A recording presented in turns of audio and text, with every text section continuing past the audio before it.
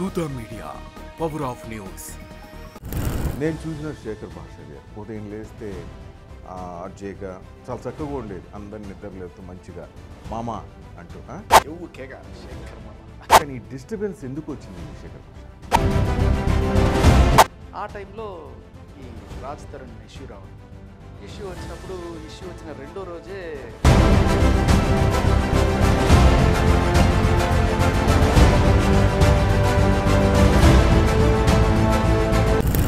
ఏంటి మీకు ఎట్లా ఆమెతో పరిచయం? ఏంటి మీకు ఎఫ్ఐఆరా లేక ఫ్రెండ్షిప్పా ఏంటి అసలు సార్? ఎఫ్ఐఆర్ కదండి, ఫ్రెండ్షిప్. మీరు జస్ట్ ఫ్రెండ్ అన్నందు, ఎందుకంటే అక్కడ మేము విన్నది వేరు, మీరు ఫ్రెండ్ అని చెప్తే అది నమ్మడానికి ఇక్కడ చెవులో పూలేం పెట్టుకోలేదు మేము. నాకు లావణ్య ఎట్లా పరిచయం ఉంటుంది, నేను సిబిఐటీలో చదువుకున్నాను, సిబిఐటి ఇంజనీరింగ్ కాలేజ్ గండిపేటలో. సో నేను టీసీ కోసం అని చెప్పేసి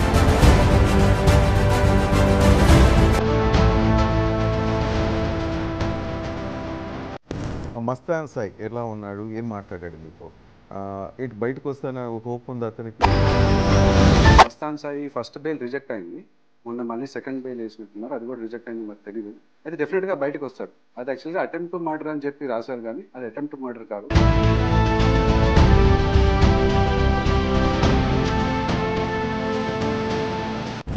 లావణ్యతో కటీఫా లేకపోతే కొనసాగించాను?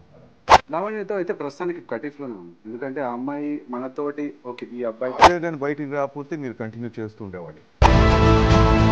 కంటిన్యూ అంటే అండి, ఇప్పుడు నేను ఆ అమ్మాయికి నిజం బయటకు రావాలనేది నా ఫైట్. రెండు వైపులా వినాలి. ఆ అమ్మాయి అసలు ఆ అమ్మాయి నాకు చెప్పింది ఏంటంటే,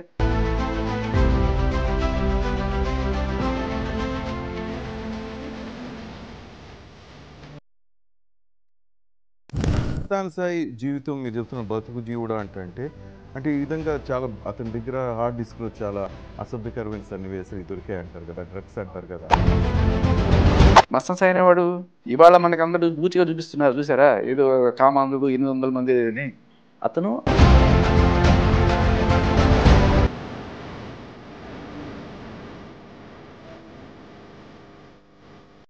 అసలు ఏంటి అసలు ఈ ఎపిసోడ్ ఏంటి? ఎవరికి లాభం చెప్పు?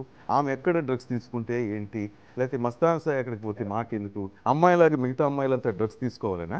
లేకపోతే అమ్మాయిలాగా మిగతా అమ్మాయిలంతా కూడా ఏంది ఇంత దరిద్రం ఏంది? ఏం చూపిస్తున్నారు చెప్పు? అయ్యా ఆ లాయరు మీరు అన్నట్టే, ఆడవాళ్ళు బూతులు మాట్లాడకూడదా, ఆడవాళ్ళు మందు కొట్టకూడదా, ఆడవాళ్ళు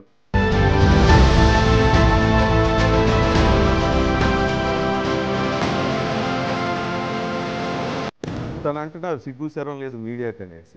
నేను కూడా అంటున్నా మీడియా తరఫున, మీకు అసలు సిగ్గు శరం ఉందా? బుద్ధి ఉందా అసలు మీకు అని నేను అడుగుతున్నా. ఎంత చదువుకున్నారు మీరు, అసలు మీ ఇళ్ళలో ఏమనుకుంటారు? డబ్బులిచ్చి మాట్లాడు. సిఏ సారికి మొత్తం పంపిస్తున్నా డే 1 నుంచి నీ విల్లా హౌస్ అగ్రిమెంట్ తో సహా. సో ఐ హ్యావ్ పోలీస్ ఆఫీసర్తో ఏదో ఎఫ్ఐఆర్ ఉంది.